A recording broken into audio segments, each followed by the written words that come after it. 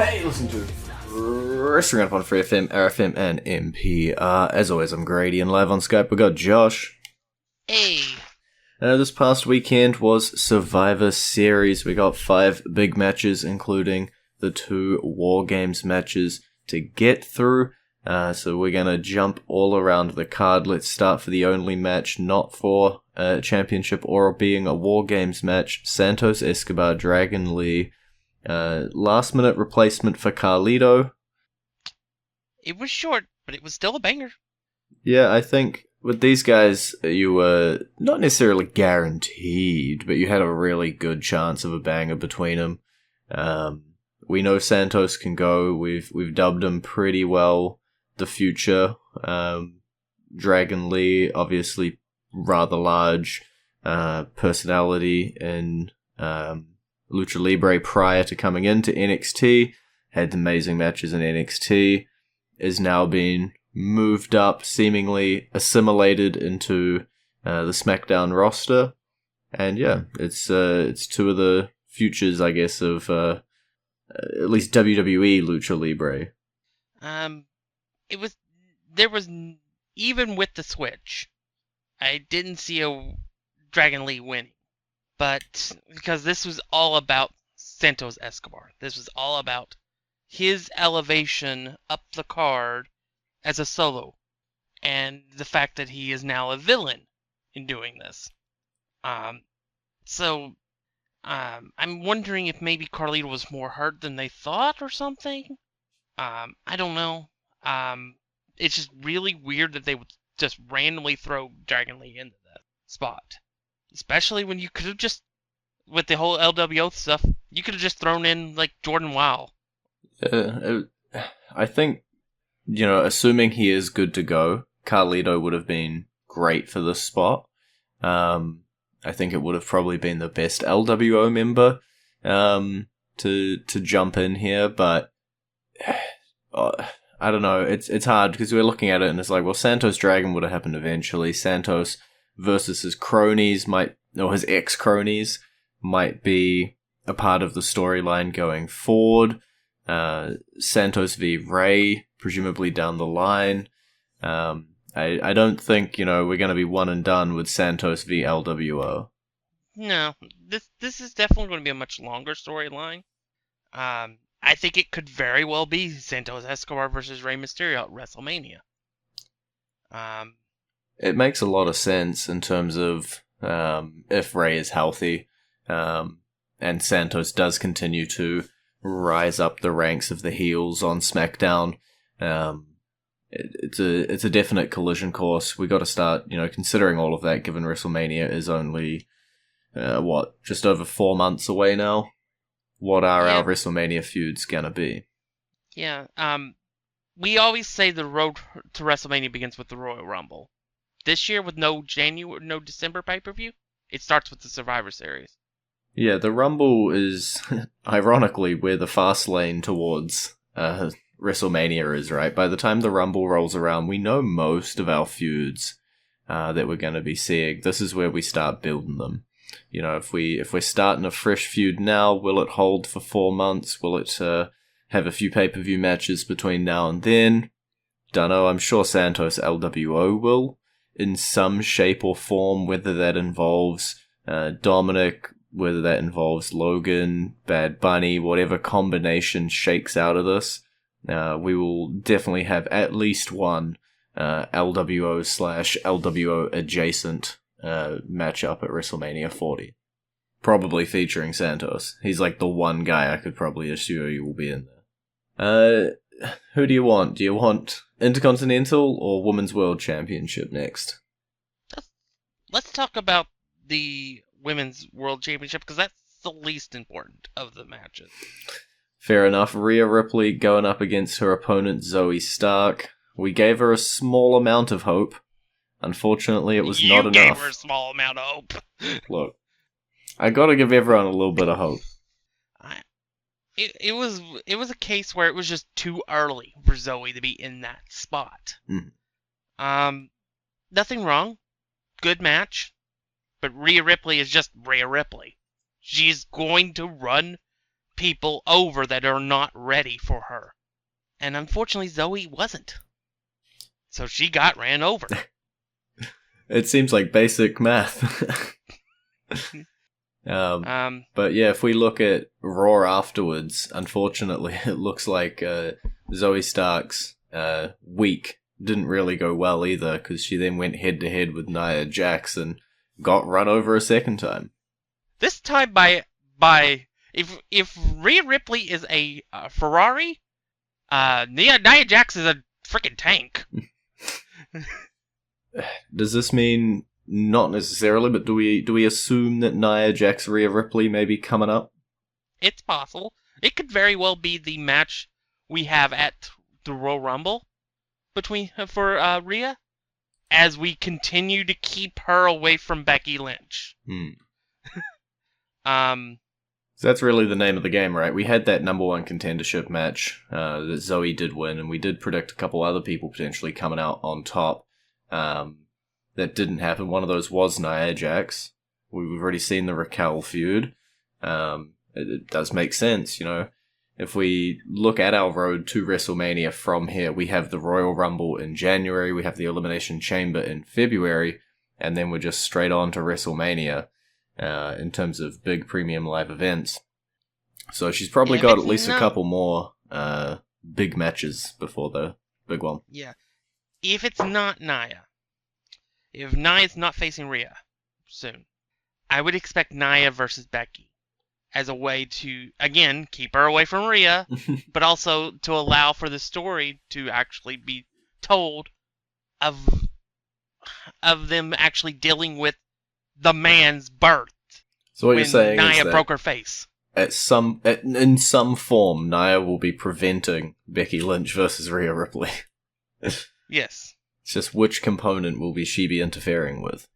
Yeah, and then the question then becomes, who would Rhea actually face off against if she doesn't face against somebody like Nia Jax? And my first impression would be Shayna Baszler. Yeah, another strong competitor in that number one contendership match. It's interesting because I have to look ahead to Elimination Chamber. Like, I don't think it'll be anything like booked specially because it is an Australian event. But you got to think what matches are going to go in the chamber, what titles, what number one contenderships are going to go into the chamber, which ones are already going to have the Rumble winners picked towards them, and there's a lot of different combinations there.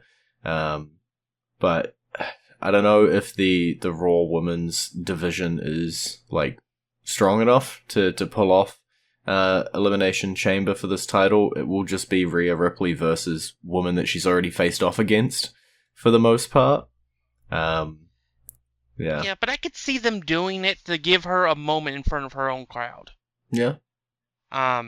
So I do think that they would have, if they don't do it, then Rhea will just face off against somebody randomly just Natalya again for no reason. And then they do a number one contenders match in the chamber, in which Becky wins, and that's how she gets the match with Rhea. Yeah. It's all just about what combinations are things going to shake out in. But I could definitely see both Nia Jax, Shayna Baszler in some combination being roadblocks on our way towards Becky Lynch at WrestleMania, whether that be matches at the Royal Rumble or at Elimination Chamber or competitors in the chamber. They're her two strongest competitors not named Becky Lynch. Yeah, you know, what's sad for me about this Becky Lynch being the clear direction is that we're not going to get a payoff for Liv. Mm-hmm. Think about it. If healthy, Liv Morgan at WrestleMania versus Rhea Ripley would be the match I would want. Because of where they went the distance last year, with Rhea just barely eliminating Liv, and then being the 1 and 2, and then just slowly being built up, and then just like when she won the title, she then injured Liv. Mm-hmm. So it's like, if Becky didn't exist or was in a vacuum away from this situation, that's the one I would want to win the Rumble for the women. because I would want Liv to get her moment, even if it ends up ending with Rhea just continuing her reign. Yeah. Well, we'll have to see what's happening with that Women's World Championship moving forward. I'm sure it'll become more and more clear over the December period as we head into the Rumble and people start declaring, and then obviously the pay-per-view itself will pretty much be locked into a pathway forward. But talking about pathways forward and strong tanks being on them, The Miz ran into a tank of his own by the name of Gunther. Really good match. Really, really good match. And this isn't done. Yeah, I think this is one that does have legs. You know, a lot of Gunther defenses could be one and done, but we showed with like Chad Gable and stuff that we can pull a story out and we can tell it and we can have 2-3 matches. You know, having a dominant champion as the way that Gunther is doesn't mean that it's all just one and dones. So yeah, I'd be happy to see these two go at it again. I definitely would be all for it. I could see it maybe happen at the Royal Rumble. And I could see Miz maybe sweeten the pot. How's this for something happening at an event other than WrestleMania, where this would actually make sense? Royal Rumble, title versus career. Miz puts his career on the line to try to get his 9th Intercontinental title reign. In this magical world, does he win? Of course. Oh yeah, of course, because you want Gunther to go on and win the Rumble. I do, but I have to step back because of certain events that happen later on in the show. But yeah, I just think the Miz getting his 9th title reign off of Gunther would make a lot of sense. It's the last two guys that made the title mean anything, and the Miz at least has respect, and we're getting more than just a bland version of his babyface here. So, but yeah, Gunther, and it would also keep the Miz winning at the Royal Rumble would also allow him to prevent Gunther from passing him in total days. Yeah. Could be a definite part or a different fold to the story as they move forward through the Rumble. But we are roughly halfway through our episode this week, and that means it is time to go into our entrance theme this week. We will talk about him a little bit later, but it is the 5th member of the men's WarGames matchup. It is Randy Orton's theme.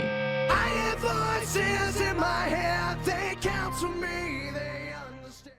Just take the grease, all your touches. And you're back to Wrestling Roundup on FreeFM, ArrowFM, and NPR. Women's WarGames opened the show, almost 35 minutes. Bianca Belair, Charlotte Flair, Shotzi, and Becky Lynch coming out on top after defeating the team of Damage Control, Bayley, Asuka, Io Sky, Kairi Sane. Yeah, and by the way, you were right last week when I corrected you about what Io did with the trash can. Because the same spot she did in this match, she did in that WarGames match on NXT. And that's the putting a garbage can on top of your head and jumping off the cage. I'll take it. Normally, it is me wrong. I am wrong quite often on this show. Yeah, it was an overall fun match, I felt, with these 8 women. It went the way that I expected. There wasn't an immediate betrayal or any sort of immediate ramifications, so I think we'll be building that. Yeah. It is important to note that it was Bayley that took the fall. And I know when I was hearing like people call in on certain shows and stuff, they were scared to death of Shotzi taking the fall. Because you had all these big names, and then Shotzi. It's like, but Shotzi got to have all these she got to have a lot of moments in the cage too. I would say this is just another building block for Bayley. Bayley's turn back to the good side, which we'll have to see when she does turn. What kind of character they create? Do they go back to the hugger, or do they create something new? But it's probably well beyond time for Bayley to do something different. To go back to being a face. It's been like 4 or 5 years now. And honestly, Io versus Bayley at WrestleMania would be a phenomenal match. So I'm all in the camp for Bayley winning the Royal Rumble. Okay. I think that would be a great way to ensure Io versus Bayley, as well as giving Io and the rest of Damage Control incentive to finally pull the trigger on kicking her out. Oh, well, I'll always, when you say, a member of a faction winning the Royal Rumble, well, a member of their faction holds a championship, I will always look back to Batista. I don't think anyone's going on anyone's shoulders. But we'll see. I definitely could see that as a way to get to Bayley Sky. I was going to ask you if you thought that was going to make it all the way through to WrestleMania. I think the fact they haven't pulled the trigger yet does mean that we are going to be stretching it out. And with the lack of premium live events between now and then, it isn't a massive stretch, right? We've only got the Rumble.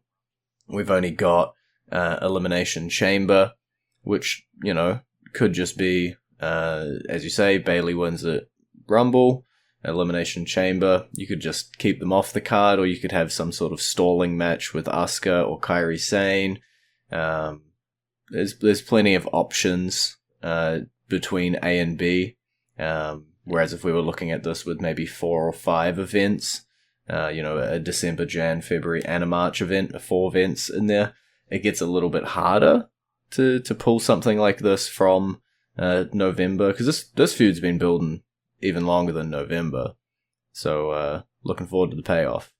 Yeah, one thing I could see potentially, and it may be the situation where it may be something that they may want to do in like the build up after Elimination Chamber, in the weeks afterwards. But I could see maybe them doing like a gauntlet match with her versus the members of Damage Control. Mm. And each person she beats is a person banned from the arena. Yeah. And maybe she beats like 3 of the 4. Or maybe she beats like Asuka and Kairi, and then she loses to returning Dakota Sky to the ring. After all the damage she took from the 2 Japanese ladies. Yeah, I think there's definitely so many like wrinkles that could be into this one. I'm looking forward to seeing it come out into fruition after it being so long. Yeah, it's definitely a big story that's going on.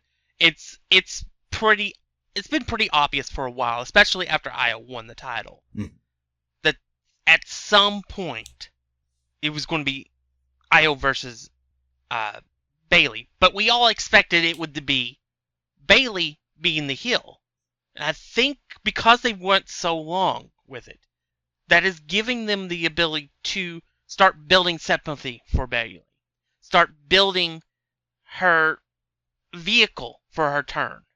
And it's just a matter of when they put that rubber to the road on it. Well, we'll talk about the other WarGames match before we run out of time, because there's still a chunk to talk about, unfortunately. The men's WarGames match also saw the faces come out on top: Cody Rhodes, Seth Rollins, Jey Uso, Sami Zayn, and Randy Orton, even if he was fashionably late. Took out the team of the Judgment Day: Damian Priest, Finn Balor, Dominic Mysterio, and JD McDonough, as well as Drew McIntyre. Yeah. I will say this. I think JD McDonough's got a moment that he'll remember for the rest of his life. I will say this. If it had been more natural, I think that would have overtaken the Shooting Star Press RKO. Mm-hmm. But the fact that it was so set up and stuff knocks it down just a hair. But it was still pretty dang awesome to watch that RKO. Orton is by far one of the best ever. And we missed him for a year and a half. And honestly, it showed once you got him back, you got him going, basically ping-ponging all over the cages, setting up the 5 DDTs. It was just chef's kiss with that part. The match was great. The match was phenomenal. It furthers the stories. Obviously, it builds with Damian Priest looking like he's not doing so well. He's, as the quote-unquote leader. He's being reassured by Rhea that he's fine. But, so and of course they tried to cash in during the match. Didn't work because briefcase never got turned in. I was really interested by that prospect. Yeah. Like, I didn't necessarily expect it to happen, but man, was I interested in, like, what would happen if you cashed in your Money in the Bank briefcase in the middle of a WarGames match with, like, your whole faction around you just beating up the champ. That does seem pretty optimal. Yeah. Does it cancel the WarGames match? It also brings up another question.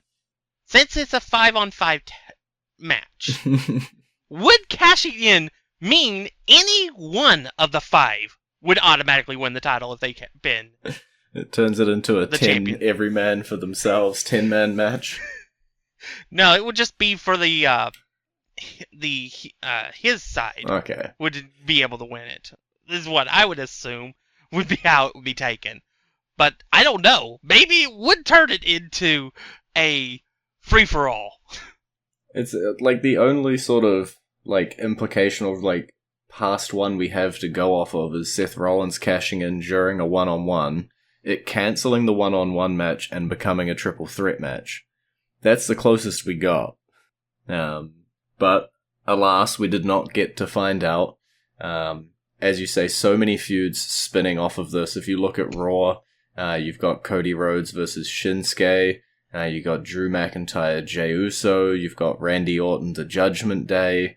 Seth Rollins finding himself a challenger as well, which we'll have to talk about at some point. But this really was all of the big players in the Raw men's division, and coming out of it, you got 4 or 5 storylines after Survivor Series. I'm not so sure. You mentioned one that I'm not so sure about. All right. And that's Orton versus the Judgment Day. Because Orton made it very clear who he wants to face. Orton made it very clear he wants to deal with the bloodline. Mm. Yeah. And Orton is technically not bound to any show. He was not drafted to either show. So, he can go do whatever he wants. Partially because he's Randy Orton, partially because he's a free agent. I ain't telling him what to do. Yeah, so I could see maybe them doing like a build up to maybe like you have him face like Jimmy at the Royal Rumble, and then maybe at the WrestleMania, Solo Sikoa, and maybe Solo gets another big win in his and makes himself even more of a threat to Roman in his position. And then the doubt starts creeping into Roman's mind. Well, we'll have to see. We got about a minute and a half, 90 seconds. The show ends with CM Punk returning. 90 seconds, don't rant too long. It is what it is. Unfortunately, the plan that I've laid out for 6 months went down the drain the second they played Cult of Personality. CM Punk is winning the Royal Rumble. He is winning the Royal Rumble, and he is going to face Seth Rollins for the World Heavyweight Championship at WrestleMania. Yeah, I don't have much to add. Doesn't mean he's going to win it, but that's what's going to happen. Yeah, it does feel like our 2 big WrestleMania matches got locked in, as you say, the second that music played. Seth Punk is on paper the match there that makes the sense for that title, and Cody Reigns is still looking over at the other title, potentially seeing how they want to shake that one out. But hey, yep. Who knows? Things can change. Punk Punk has come back for one reason. And with WrestleMania being a 2-night event now, he can definitely pull it off now. And that's the main event of WrestleMania. Well, he can have night one. That will be the main event of night one. Alrighty, well, we'll see what CM Punk does on his path towards his night one main event. But that is all we have time for this week. It's been great talking to you. Bye, B. You can visit our Facebook page, facebook.com. Cheer up. I know we ended on a sad note. I don't like hearing a sad bye-bye.